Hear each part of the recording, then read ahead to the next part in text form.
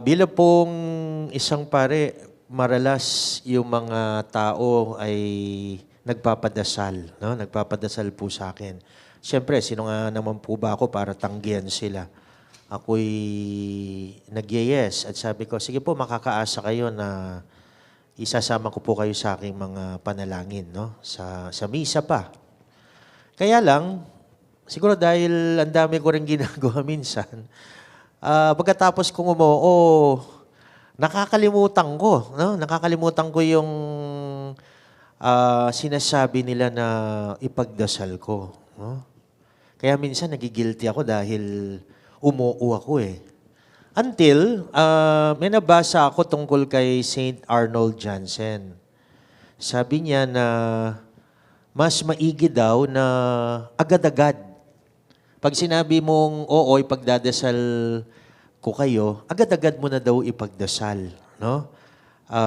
Kesa sa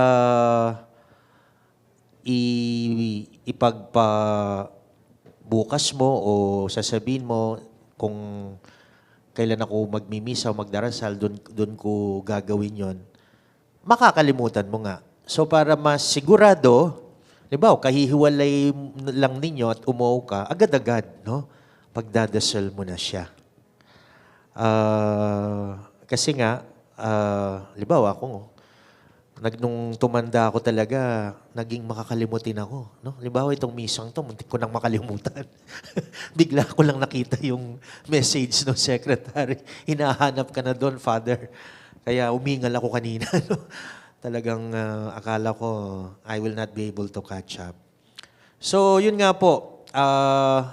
Siguro kayo rin, no? Kahit hindi kayo pare, di ba, there was a time or there are times in your life na, Brad, pagdasal mo naman ako, no? Siguro lalo na kayo dito sa radio station, no? Marami ang, they also look up to you, no?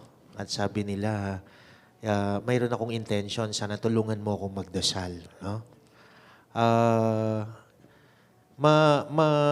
Magaan sa pakiramdam at masaya na mayroong nagdadasal para sa iyo, no? Alam niyo ba ako kaya ako nakapagpare, no? Muntik na talaga akong hindi hindi ma-ordain. Pero I think I owe it to the people who prayed for me, no? More than helping me financially, sila talaga yung reason why I think I was able to become a priest. Yung tinatawag nating mga minsan prayer warriors, no? So,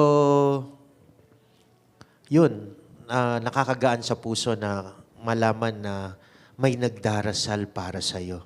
Pero imagine niyo, hindi lang pala tayo yung nagdarasal para sa iba. Ang Diyos din, no? Ay nagdarasal para sa atin. Sipin yan, if you read back our gospel today, ang sabi ng Panginoon dito, ilayo mo sila, ilisya mo la, igba, kisablang marok. No? So yun yung unang ipinagdasal sa atin ng Panginoon na tayong lahat, sana lang, no? Makaiwas tayo sa masama, no? Sa pagkakasala. At nakakagulat yun, no, na hindi pa man pala natin inihingi sa Diyos na ipagdasal niya tayo, ginawa na niya. He had already done it.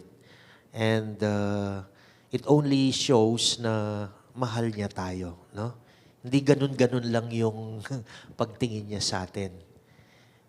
It is such a deep love and yung awa niya sa atin ay talagang ganun katindi, no?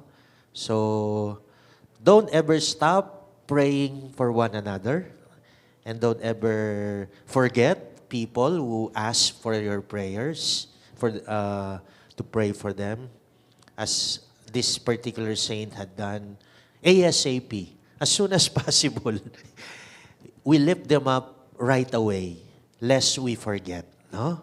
And we are assured if we continue doing that, the Lord will always continue to pray na maiiwasan natin ang masama habang buhay hanggang sa muli, no? Hanggang sa muling makita natin siya, no? In the years to come. Amen.